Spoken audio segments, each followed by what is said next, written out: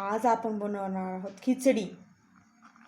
साहित्य: वाटाणे भिजवलेले, कोथिंबीर, कढीपत्ता, बटाटा, मिरची, टोमॅटो, तमालपत्र, लसूणाच्या 4 पाकळ्या, हळद, तिखट, किचन किंग मसाला आहे. चला तर बनवूयात खिचडी.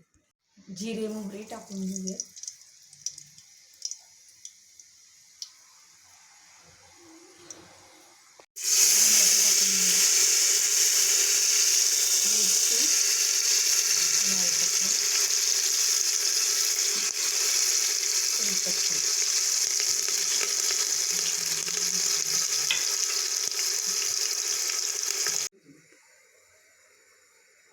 आपण आता मीठ टाकून घेऊया चवीनुसार.